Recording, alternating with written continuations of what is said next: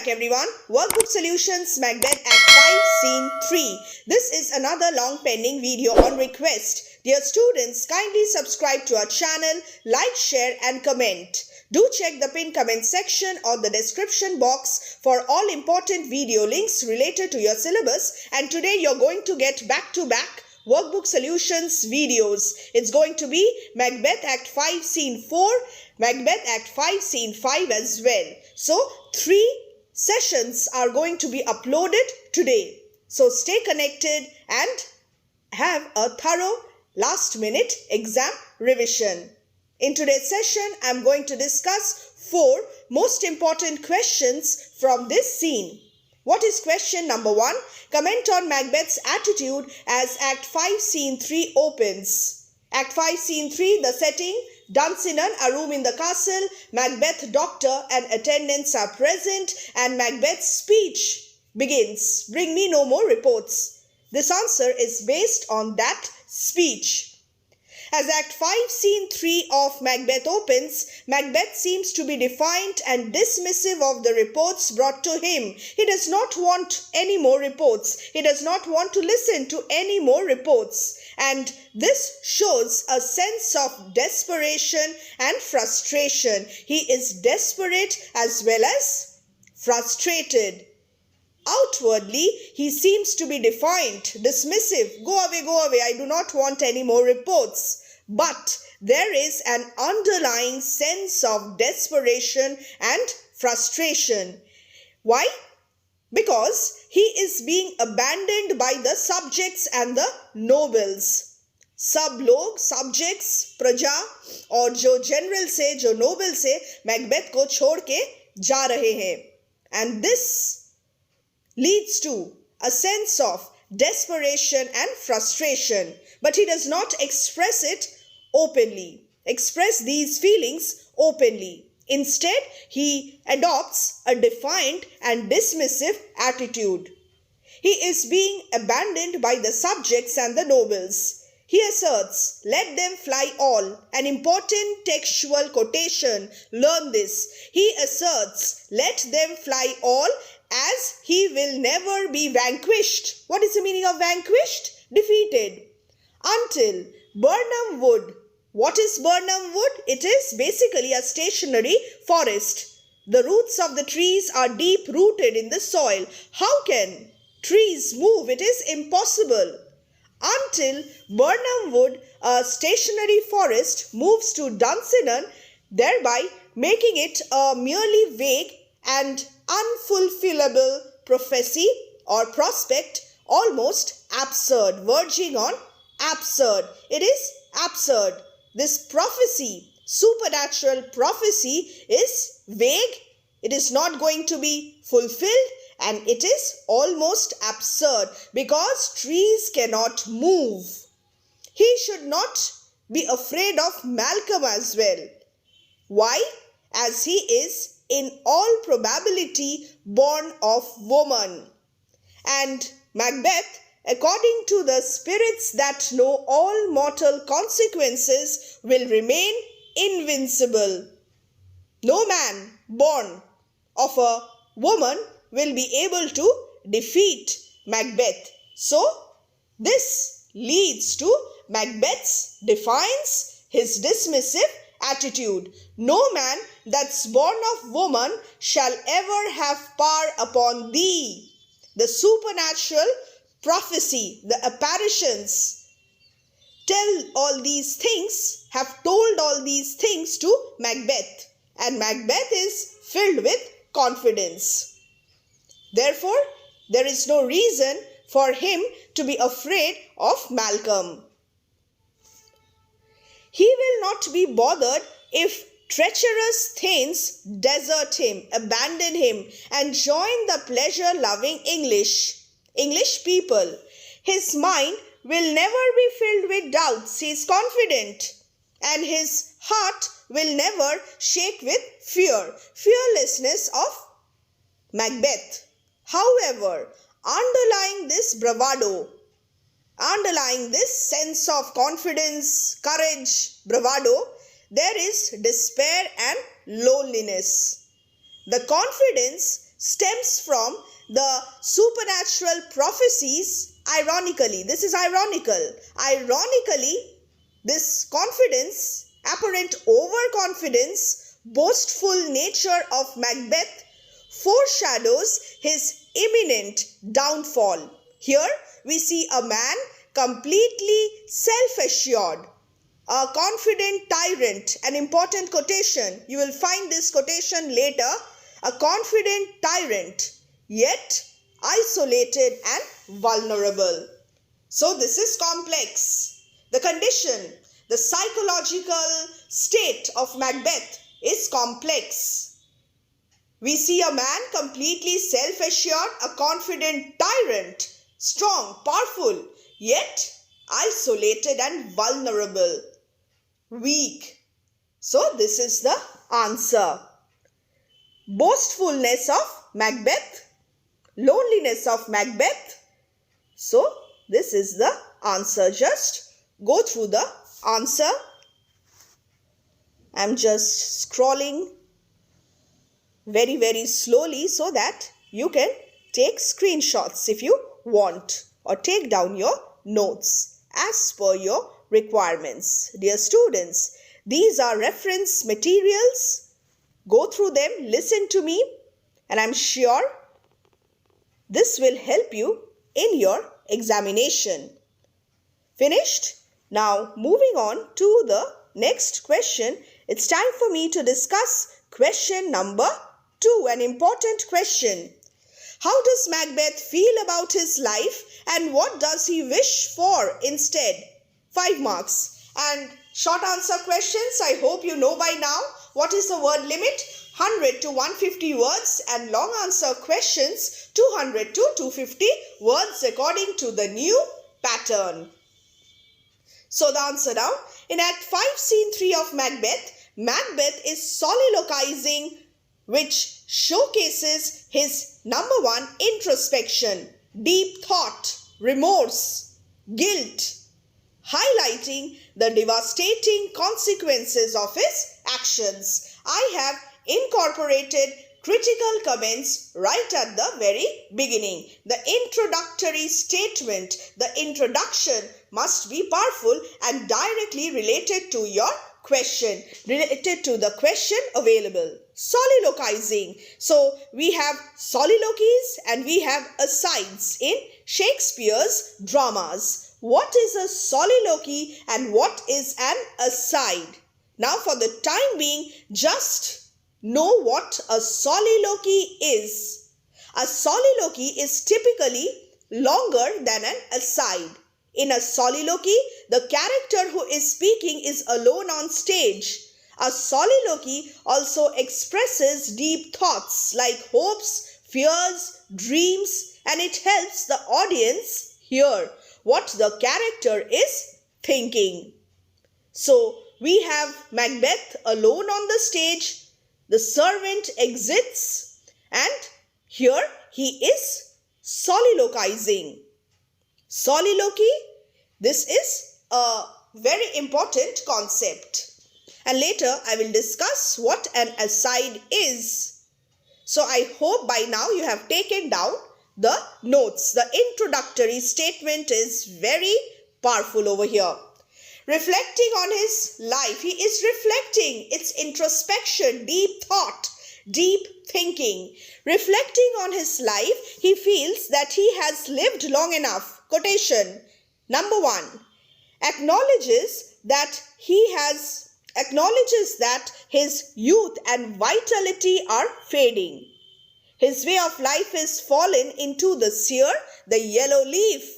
Very important quotation. Learn this by heart and use this in your answers. Macbeth's reference to the yellow leaf, the imagery, the yellow leaf, the withered yellow leaf that we see in autumn. What does that symbolize? Old age and impending death, inevitability of death. So here this image is important. You may get a separate short answer question. You may get that. So prepare the yellow leaf imagery. So Macbeth's reference to the yellow leaf serves as a reminder of his own mortality. he is also mortal. He is powerful, yet he is mortal. He realizes this. He is aware that his time is running out. This imagery underscores his sense of despair and hopelessness. Transitory nature of life on earth and inevitability of death. He laments. So, laments, reflects, acknowledges. So, all these things are feelings, and a soliloquy helps the audience to understand the psychological complexities of the character better. Therefore, this soliloquy is important. Prepare this soliloquy for your examination. He is aware that his time is running out. This imagery underscores his sense of despair and hopelessness. Change paragraphs also, dear students. He laments the loss of honor, love and friendship, also obedience. His life is characterized by loneliness and isolation. He is abandoned by his subjects. Lady Macbeth is not there with him, and he is therefore isolated. He recognizes that instead he has earned curses, not loud but shallow respect, lip service, empty talk. What does he wish for? He wishes for companionship and respect that comes with old age. But he, Macbeth, King Macbeth, must not look to have these. He will dare not reject flattery also, since all support, whether honorable or not, is now necessary for him. He is in such a crisis, a critical condition, that any kind of support will do. Majority of his subjects, of his generals have rebelled against him, are rebelling against him, and some of them who are still with him, they are doing so under compulsion, not out of love for him. They are cursing him. So Macbeth dare not reject flattery also. He wishes for genuine companionship, but there is no one with whom he can share his feelings. So this is the consequence, the devastating consequence of his tyranny and of his criminality, of his unchecked ambition. In this way, he expresses his disillusionment with life. The concluding statement, summing up. So this answer is very, very important. Go through it. The soliloquy, Macbeth's idea about his life. I have incorporated textual quotations, critical comments as well as explanations.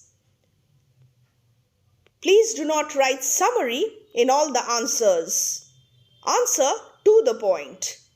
Read the question thoroughly and understand what is being asked. The introduction, the conclusion, all these things are important. Well, my reference materials are prepared in such a way so that you can take help from them. Question number 3 now. Let's read. Another important concept. Conversation between Macbeth and the doctor in Act 5, Scene 3 of Macbeth. Critically analyze, comment. And if you have comment in the question, it means that you will have to critically analyze it. 10 marks. A long answer question, therefore 200 to 250 words. In Act 5, Scene 3 of Macbeth, Macbeth asks the doctor about his patient. Who is the patient? It's Lady Macbeth. The latter. Who is the latter? It's the doctor. The latter informs the former. Who is the former? Former is Macbeth. The former that she is not so sick. Important quotation. As she is troubled with morbid fancies crowding into her mind and denying her rest and sleep. Sleeplessness of Lady Macbeth. Paranoia of Lady Macbeth. Macbeth urges cure her of that and then speaks in general terms which have no direct reference to his wife's condition. In fact, in questioning the doctor, Macbeth perhaps thinks more of himself than of his wife. So, he is quite detached. He is now in such a mental state that he does not know what he is doing. There are mood swings, there are transitions, and the transitions are quick. And while he is talking to the doctor, he is speaking in general terms. He is not just speaking about his wife's condition, but he is also speaking about himself, his degeneration, his psychological complexity. So this section is important. Next, Macbeth asks the doctor if the latter can prescribe remedies that would cure a diseased mind, a mind diseased, make a man wholly forget a rooted sorrow, a deep-rooted sorrow. What is the symbolic significance of a deep-rooted sorrow? It's guilt, it's remorse. Wholly forget a rooted sorrow and erase altogether the painful recollections that are permanently recorded in his memory. Now, this is a condition of Macbeth. He cannot erase the painful memories from his mind. He is a troubled soul. He wants to know if the doctor can prescribe some sweet, oblivious antidote to cleanse the burden of sadness, worry, which weighs upon the heart of Lady Macbeth, also the heart of Macbeth. So he's speaking about himself as well. He's not making any direct reference. He has deviated from that. He is now far away from reality. He is gradually losing touch with reality. Now, the doctor's insight, what is the doctor's opinion now? The doctor's insight that the patient must minister to himself shows, quotation, important quotation, that he realizes that Macbeth is talking of himself as well as his wife. He is struggling with anxiety, depression, and a state of hopelessness and a sense of hopelessness. His problems are deeply ingrained and cannot be solved by external means. So, Lady Macbeth is a troubled soul. Macbeth is also a troubled soul. In his nervous irritation, restlessness, nervous irritation, Macbeth commands, throw physic to the dogs. That is, the medicines have no use for him, throw them away. He asks the doctor if there is any purgative drug that could purge, cleanse Scotland of the English. He addresses now the doctor, now Satan, now his armor bearer, and orders his armor to be put on, now pulled off, now brought after him. He does not know what he wants. He is restless, nervous irritation. Now the conclusion. Thus, Macbeth's conversation with the doctor highlights the toll that his actions have taken on his mental health, foreshadows his eventual demise as he is unable to find a cure for his deep-rooted anguish. So, he cannot save himself. He is not there at the end with the realization of the fact that he is unable to find a cure for his deep-rooted anguish. So, this is the answer. Now, moving on to the last question, let's see what is the significance of the doctor's aside. Now, here we have the aside. After the soliloquy, here we have the doctor's aside at the end of Act 5, Scene 3 of Macbeth, the last line. What is the significance? It is very important. Let's see. Act 5, Scene 3 of Macbeth ends with the doctor's aside. In an aside, the speaking character is not alone on stage. However, the other characters cannot hear what is being said. An aside serves the purpose of letting the audience know what the speaking character is thinking. But an aside is usually a lesser amount of more topical information. Act 5, Scene 3 of Macbeth ends with the doctor's aside where he thinks if he could once get from Dunsinane away and clear, be at a safe distance, profit, no promise of gain again, should hardly draw him there. So, I have used quotation as well as I have used explanation as well in this part, in this section. Go through it. He thinks if he could once get from Dunsinane away and clear, that is, be at a safe distance, profit, no promise of gain again, should hardly draw him there. Dunsinane, Scotland at large.